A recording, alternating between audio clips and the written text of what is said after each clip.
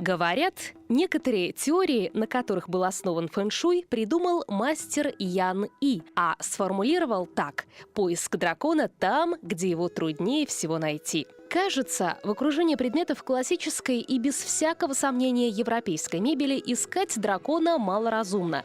Но если вы присмотритесь к этой мебели, вы что-то такое почувствуете, без сомнения.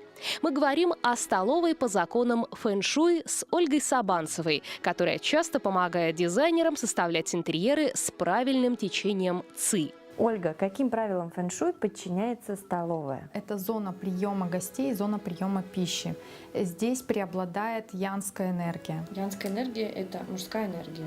Янская энергия — это энергия движения. Хорошее освещение должно быть. Во-вторых, основным элементом столовой является стол. Без острых углов. То есть это круглые овальные столы, либо вот как у вас здесь представлены, все закругленное. А также стулья. Желательно выбирать их с цельной спинкой. Стулья с такими спинками обеспечивают необходимую защиту и способствуют легкому течению беседы, например, приятному времяпрепровождению. Если позволяет площадь, то желательно выделить отдельную комнату для столовой. Для того, чтобы семья была крепкая, были хорошие крепкие отношения, конечно, этой зоне нужно уделять максимальное внимание. Также здесь можно располагать зеркала, так как то изобилие, которое находится у вас на столе, на завтрак, на обед и на ужин, будет приумножаться. А есть какие-то законы, которым должен подчиняться стол? Стол не должен шататься. Стол должен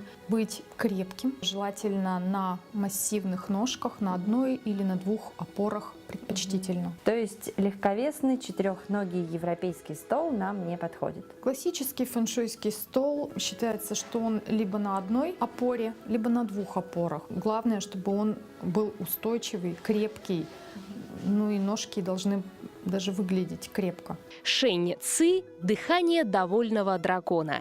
Делая дом гармоничным, согласно фэн-шуй, вы копите благоприятную ци, холите и лелеете своего дракона.